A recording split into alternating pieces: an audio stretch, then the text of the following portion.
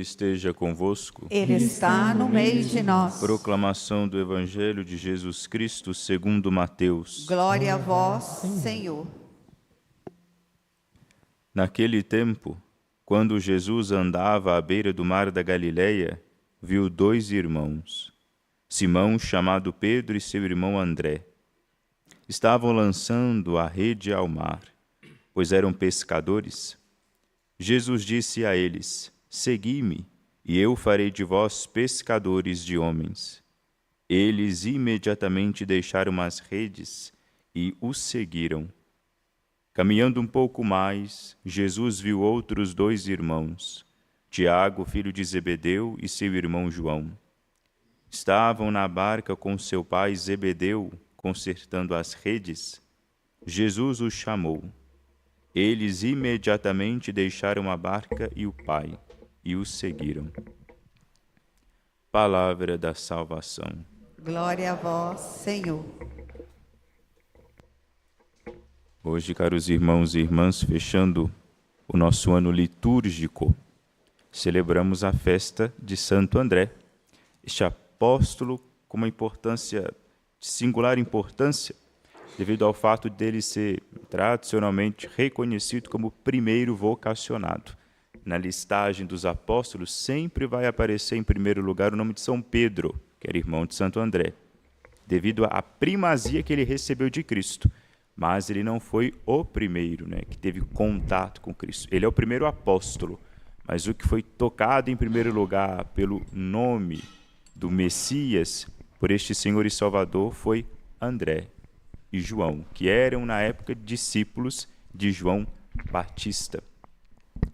É para eles que é apontado Cristo, é para eles que João mostra e diz: Eis o Cordeiro de Deus que tira o pecado do mundo. Então ali, já estava no coração de Santo André a semente do Evangelho.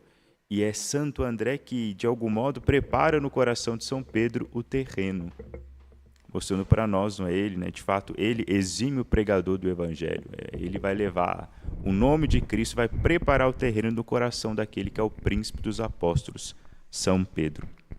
E ele faz isso por meio da pregação, levando o nome de Cristo, levando a pessoa de Jesus Cristo em sua boca, dando a São Pedro a conhecer quem era Jesus Cristo. Como nós ouvimos na primeira leitura, São Paulo vai dizer da importância da crença. A crença ela é anterior à profecia pela boca. Não é? Primeiro a gente crê no coração, depois nós confessamos. E só pode crer aquele que antes tenha ouvido. Se nós não ouvimos sobre Cristo, a gente nunca vai conseguir crer nele. Não crendo nele, a gente nunca poderá confessá-lo, pregar, dizer o seu nome, dar a conhecê-lo a outras pessoas. Isso aqui tem que ficar claro na nossa mentalidade, sobretudo a nossa mentalidade contemporânea, que perdeu do horizonte a dimensão importante, que é a dimensão do conhecimento. A gente tem que conhecer Jesus Cristo. Não basta ficar falando, eu amo Jesus, Jesus não sei o quê. Não basta. Eu preciso conhecê-lo. Ele é uma pessoa, ele tem um rosto. Ele é uma pessoa. E esse rosto, esse Cristo, ele foi transmitido às pessoas, pela igreja, isso já tem 2000 anos, a começar pelos apóstolos. Celebrar um apóstolo é importante porque tudo aquilo que nós sabemos a respeito desse homem chamado Jesus de Nazaré é testemunhado por eles, por esses homens, por esses apóstolos. Eles desenharam para nós o rosto de Cristo. Eles legaram para nós o rosto de Cristo. Nada que seja estranho àquilo que os apóstolos anunciaram deve ser crido. Nada. Os únicos que têm credencial para, de fato, dizer Jesus era assim, de modo determinante. Jesus era assim, Jesus não era assim, são os apóstolos. Todos os outros que pregaram o nome de Cristo, nós que hoje pregamos o nome de Cristo, só fazemos uma nota de rodapé para aquilo que os apóstolos já disseram, para aquilo que os apóstolos anunciaram. No tempo em que a igreja não existia, no tempo que não existia a Bíblia, ela não existiu ad eternum. A Sagrada Escritura, ela não existiu desde a época dos apóstolos, não. Ela só foi vir a ser concluída, escrita, provavelmente no final do século I, Diz a tradição, até a escritura do Novo Testamento finda com a morte do último apóstolo, que é João, por volta do ano 100. E ainda assim, depois do ano 100, demoramos 200 anos para ter um conjunto de livros que hoje nós denominamos o Novo Testamento. Ou seja, são 300 anos que a única coisa que nós tínhamos para ter na nossa mente, no nosso coração, o rosto do Cristo era a fala dos apóstolos, tradicionalmente transmitido de maneira oral. O que hoje nós chamamos de tradição. O que criou esse livro aqui foi a tradição apostólica.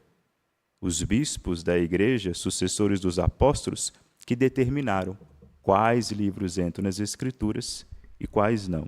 Espero que todos vocês aqui já saibam desta informação. O rosto de Cristo está aqui, escrito nas Escrituras e transmitido pela boca dos apóstolos e pelos seus sucessores. E a gente precisa dar valor a esse legado e escutar aquilo que eles dizem para que nós consigamos desenhar para nós o rosto de Cristo, para que assim nós possamos crer. A gente tem que voltar a decorar, sim. A gente tem que voltar a aprender, sim. Essa história de que o que importa é ter Deus no coração, o que importa é fazer uma experiência com Cristo, é bobagem. Como é que eu vou ter um Deus no coração que eu não sei nem que Deus é esse? Como é que eu vou fazer uma experiência como se Cristo fosse um buraco no chão onde eu caio por acidente? A gente faz experiência por acidente no buraco. Não fazemos experiência por acidente com pessoas. E Cristo é uma pessoa. E fazemos experiências verdadeiras com pessoas ao passo que vamos conhecendo-as, pegando as suas manias, seus trejeitos, conhecendo os seus desejos, seus amores, suas paixões. Cristo tem tudo isso, claro, coroado pela sua divindade. Mas Cristo, ele é uma pessoa que se traduziu para nós. Para facilitar a nossa vida, ele se traduziu de maneira humana, se fez homem, se encarnou. A palavra de Deus verdadeira, não é este livro aqui. Não é. A palavra de Deus verdadeira esteve numa manjedoura.